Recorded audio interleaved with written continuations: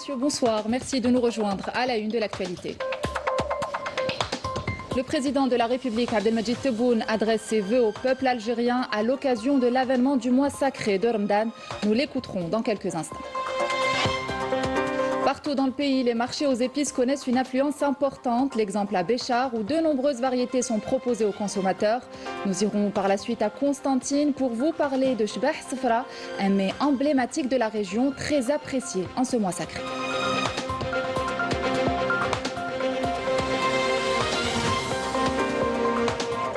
Dans la bande de Gaza, les Palestiniens ne connaissent aucun répit. Pour la 3e année consécutive, ils passent le mois de Ramadan sous les feux des bombardements sionistes. À cela s'ajoute une situation humanitaire catastrophique accentuée par le froid et le manque de nourriture. Bienvenue à tous. À l'occasion de l'avènement du mois sacré de Ramadan, le président de la République, Abdelmadjid Tebboune, a adressé ses vœux au peuple algérien. Je vous invite à l'écouter. Bismillahirrahmanirrahim. وصل اللهم وسلم على حبيبنا وإمامنا ونبينا سيدنا محمد ألف صلاة وألف سلام عليه. أيتها المواطنات أيها المواطنون، نحمد الله تعالى أن هل علينا شهر رمضان المبارك بنفحاته الربانية. فبهذه المناسبة يسعدني أن أتوجه إلى كل الجزائريات والجزائريين بأصدق التهاني وأطيب التبريكات، سائلا المولى عز وجل أن يجعله شهر خير وبركات وتضامن. كما أنوه بكل المجهودات التي جعلت بلادنا في منأى عن كل التقلبات من خلال توفير كل ما يحتاجه المواطن من منتوجات، مع تضافر جهودنا بالطبع جميعا للحفاظ على هذه الوفرة وتجنب كل أشكال المضاربة والتبذير. كما لا يفوتني ونحن على أعتاب شهر الرحمة والمغفرة أن أهنئ أبناء جاليتنا في الخارج بهذه المناسبة، دون أن ننسى أشقاءنا في فلسطين الجريحة، راجين الله عز وجل أن يخفف من معاناتهم. وصح رمضانكم ورمضان كريم. عاشت الجزائر حرة أبية. المجد والخلود لشهدائنا الأبرار. والسلام عليكم ورحمة الله تعالى وبركاته. En application des instructions du président de la République, Abdelmadjid Tebboune, relatives au suivi de la mise en œuvre des résultats de la visite effectuée par Abderrahmane Tiani, président de la République du Niger et chef d'État en Algérie, les 15 et 16 février de ce mois, le Premier ministre Séférié va présider aujourd'hui une réunion interministérielle consacrée à l'examen de l'état et des perspectives des relations algéro-nigériennes. Cette réunion a notamment porté sur les secteurs de l'énergie, des infrastructures, de l'industrie, de la santé, du commerce et de la formation, ainsi que sur les mécanismes de concrétisation des différents projets bilatéraux communs et des actions de coopération et de solidarité arrêtées par les deux parties à l'occasion de cette visite présidentielle.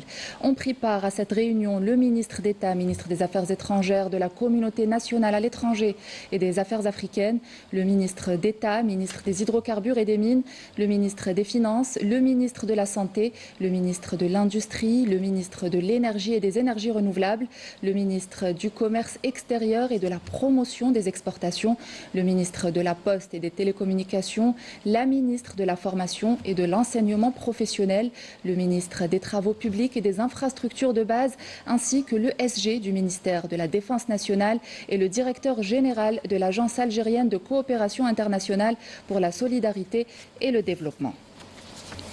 Présent sur toutes les tables durant le mois sacré de Ramadan, le pain est pour beaucoup indispensable au moment du ftour et pourtant il est acheté en quantité supérieure aux besoins réels par habitude ou par crainte d'en manquer. Le plus souvent, une partie seulement est consommée tandis que le reste est mis de côté puis jeté. Un comportement qui va à l'encontre des principes et des valeurs de mesure que prône ce mois béni. Sami Dakhli. La consommation de pain connaît un pic important durant le mois sacré de Ramadan. Pourtant, une grande partie des quantités achetées finit malheureusement dans les poubelles des foyers. Une situation qui relance le débat sur le gaspillage alimentaire et l'importance d'éviter les excès. Prenez uniquement la quantité dont vous avez besoin. Pourquoi acheter en grande quantité pour, au final, ne pas tout consommer et finir par le jeter? Durant ce mois sacré de Ramadan, chacun doit consommer avec parcimonie. Cela évitera le gaspillage et permettra de faire des économies.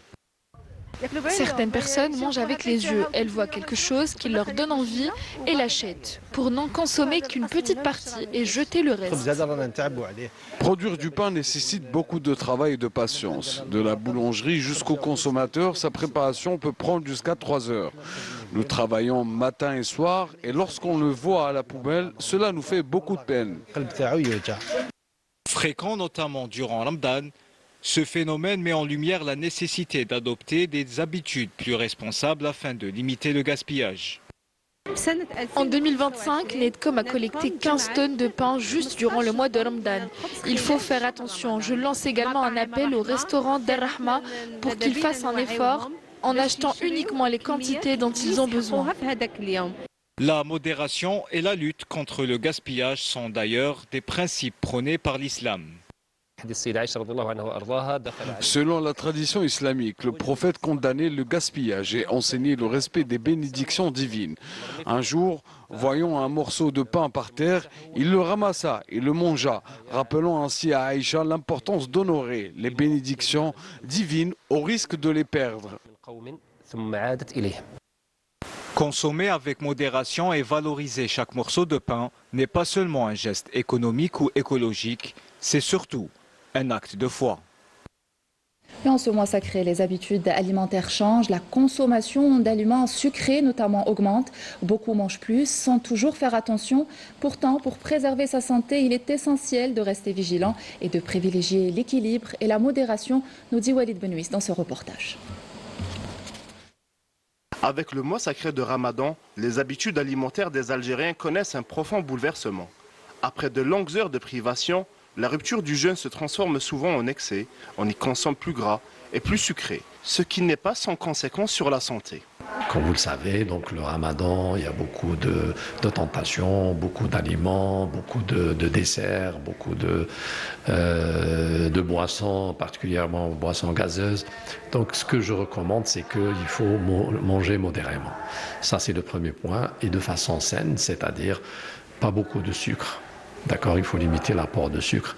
Pas beaucoup de gras, c'est important parce que c'est un petit peu difficile pour la digestion, mais il peut entraîner aussi à la fin une crise pondérale. Bien que conscient des risques liés à une consommation accrue d'aliments riches en gras et en sucre, de nombreux jeûneurs se laissent tenter par ce type d'aliments, pourtant vivement déconseillés par les spécialistes, qui privilégient une alimentation plus saine à travers l'adoption de nouvelles habitudes durant le mois du jeûne. Si on va commencer par la rupture du jeûne, on va essayer de rompre notre jeûne progressivement, prendre de l'eau tiède, 1 à 2 dates maximum, parce qu'on a des habitudes généralement des chiffres impairs, et ça c'est faux, c'est maximum 1 à 2 dates, avoir beaucoup de légumes, une portion de protéines, éviter de tout manger le moment de l'iftar.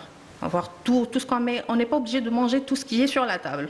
Et il ne faut pas oublier aussi le côté sommeil, donc il faut dormir suffisamment, il ne faut pas inverser notre rythme parce que ça va retentir sur notre santé. Et sachant bien que le jeûne, c'est une chance pour nous, pour détoxifier notre corps. Des conseils qui semblent trouver écho auprès de nombreuses personnes, de plus en plus conscientes de la nécessité de faire davantage attention à ce qu'elles consomment, en misant sur des repas plus légers et mieux répartis. Je ne change pas mes habitudes, ça fait très longtemps que je fais, j'observe, je suis sévère avec moi-même. J'observe un certain régime alimentaire, parce que d'abord ma santé, qui me le demande. Ensuite, on ne peut pas changer comme ça ses habitudes. Bien sûr, il y a la nuit, on veille, donc on est obligé de manger quelque chose. Mais à part ça, je ne change pas tellement mes habitudes. Moi, je conseille Ramadan. On mange, c'est vrai, Ramadan, on fait des gâteries de temps en temps. Mais il faut manger ça. Parce qu'il faut penser premièrement à la santé.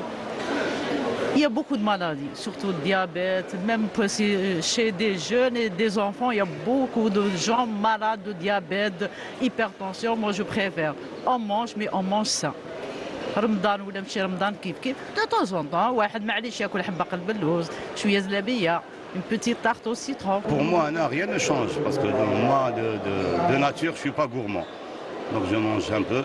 Oui, je mange avec mes yeux. J'adore que la table soit bien garnie, mais je mange pas, je mange vraiment trop. C'est limite, quelque chose de léger. Je pense plutôt vers les fruits. Voilà, on évite tout ce qui est friture, tout ce qui est gazeux. Peu à peu, l'idée d'un ramadan plus mesuré et plus équilibré s'installe. Une évolution des habitudes qui traduit, au-delà du mois sacré, une attention grandissante portée à la santé et au bien-être. Et partout dans le pays, les marchés aux épices connaissent une affluence importante. À Béchar, de nombreuses variétés sont proposées aux consommateurs, de quoi sublimer les repas traditionnels qui rythmeront cette période de partage et de convivialité. Houaria Karim et Maïssa Lebouala. À quelques pas des artères commerçantes animées, le marché aux épices de Béchar fait vibrer l'essence et les mémoires. Ici, les parfums intenses captivent l'essence et replongent immédiatement dans l'univers chaleureux et authentique de la gastronomie algérienne. Pendant le ramadan, nous faisons nos courses le matin, nous choisissons les herbes aromatiques et les épices, chacune destinée à un usage précis. Pour la harira, pour le café ou pour les plats traditionnels, l'essentiel reste de retrouver les proches, de rassembler la famille et de partager le ftour. Parmi les épices les plus prisées figure Ras el Hanout, un mélange composé de plusieurs épices emblématiques. Les couleurs se multiplient, formant un véritable tableau vivant, où chaque épice se distingue par son goût et son usage, tout en contribuant à une même vision, sublimer les plats et enrichir leur préparation. Nous veillons à offrir des épices de qualité, disponibles en grains ou moulus, que nous préparons et mélangeons sur place pour répondre aux besoins des clients, notamment pour la harira, le poulet, les tagines et le bourek. Les clients nous apportent parfois leurs propres épices brutes. Nous nous chargeons alors de les nettoyer, de les sécher, puis de les moudre afin d'obtenir un produit prêt à l'emploi. Nous proposons également différentes recettes de mélange en expliquant les compositions avant de réaliser le broyage selon les besoins de chacun. Dans un monde où les grandes surfaces uniformisent les goûts, le marché aux épices de Béchar demeure un bastion de l'authenticité. Il incarne une culture vivante, un patrimoine quotidien qui se respire, se goûte et se partage. Et parmi les innombrables plats traditionnels que compte notre pays, nous avons choisi de vous parler ce soir de Shbah Safara, cette spécialité sucrée de Constantine préparée aux amandes et qui est très prisée durant ce mois sacré. Zeynep Bernoussi et Sami Dakhli. Plat emblématique des fêtes familiales, notamment pendant le mois de Ramadan, où les fêtes religieuses, Shbah Safara se distingue par son équilibre subtil entre le sucré et le salé.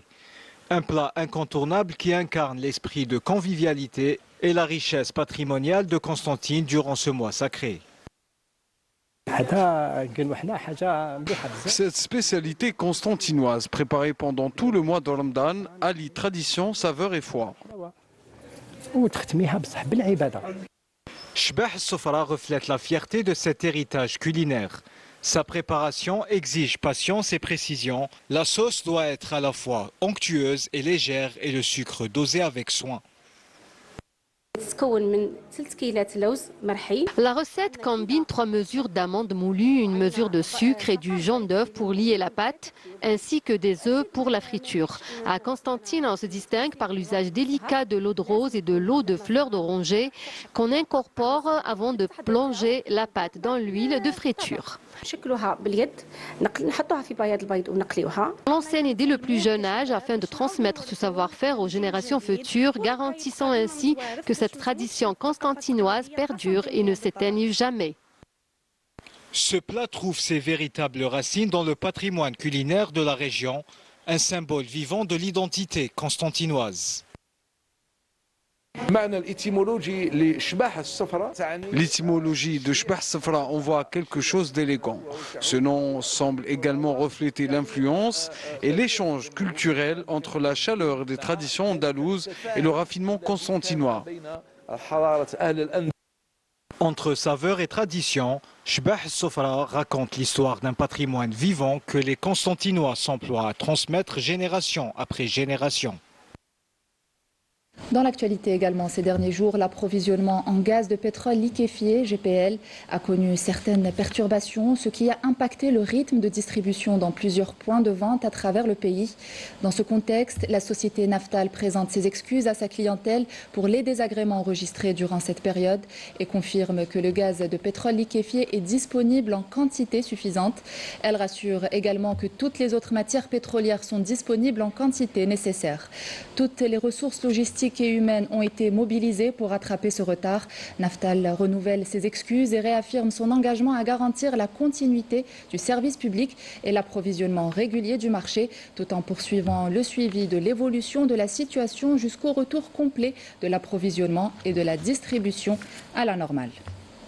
À l'étranger, au Maroc, de nombreuses familles voient leur maison démolie. Aucune solution alternative ne leur est proposée. Elles sont nombreuses à dénoncer le mépris du Marzen qui continue de négliger leurs droits les plus élémentaires. Maïssa Le Bouhla. Les expulsions forcées effectuées par le Marzen se poursuivent, jetant des familles entières à la rue, sans solution alternative et accentuant leur sentiment d'abandon.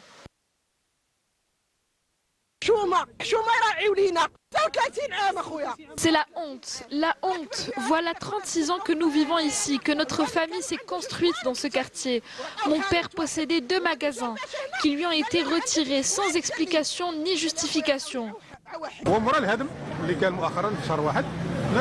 Les démolitions continuent, les habitants réclament leurs droits, mais le Marzen ignore toujours le peuple, le privant de ses droits les plus fondamentaux. Ces évacuations ont induit une flambée de loyers, plongeant des milliers de ménages dans la précarité.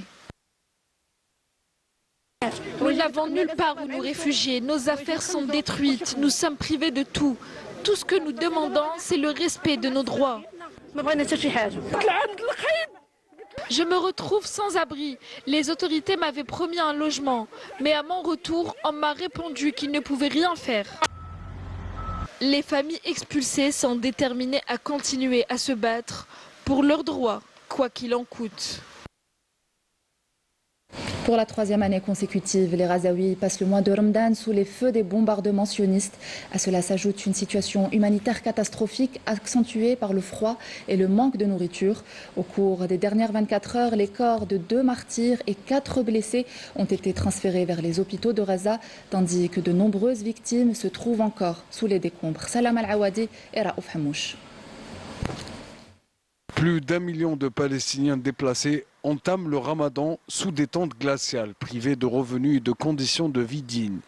Pour la 3e année consécutive, Raza accueille le mois sacré au milieu des ruines et des quartiers emportés par la guerre. Là où se dressaient des maisons et des rues animées, s'étendent désormais des villes de toile. Derrière chaque tente, il y a une histoire brisée. Et derrière chaque regard, une perte, un souvenir ou une absence.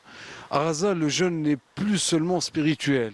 Il se mêle à la faim, au froid et à l'incertitude. Depuis le 7 octobre, plus rien n'est pareil. Ramadan est revenu sans que nous ayons connu le moindre répit. Comme l'année dernière, il se déroule dans le froid et la peur. Malgré l'entrée en vigueur du cessez-le-feu le 10 octobre dernier, le quotidien des Gazaouis reste inchangé. Le chômage explose, les prix de première nécessité s'envolent. Pour beaucoup de familles, assurer le strict minimum pendant le mois relève d'un véritable parcours du combattant. La vie est devenue de plus en plus dure ici. Certains sont encore sous le choc, d'autres complètement démunis. Le plus douloureux demeure le sort des familles qui ont perdu leur maison et leurs proches. Elles se souviennent de ces tables, autrefois entourées des leurs, de ces voix qui animaient les soirées et qui désormais ne résonneront plus. Avant la guerre, nos ramadans étaient joyeux, marqués par des rires d'enfants. On se réunissait, on mangeait tous ensemble. Le premier jour, toute la famille se rassemblait autour d'un bon repas. Aujourd'hui, nos enfants sont partis. Ils ont été tués. Ainsi, dans le silence glacé des nuits de Ramadan, sous des tentes battues par le vent, ce n'est pas seulement un peuple qui jeûne, c'est une dignité qui résiste, une mémoire qui refuse de s'effacer. Et c'est ainsi que nous arrivons à la fin de cette édition. Merci à vous de l'avoir suivi. Excellente suite de programmes sur notre chaîne. Sahaf Torkoun.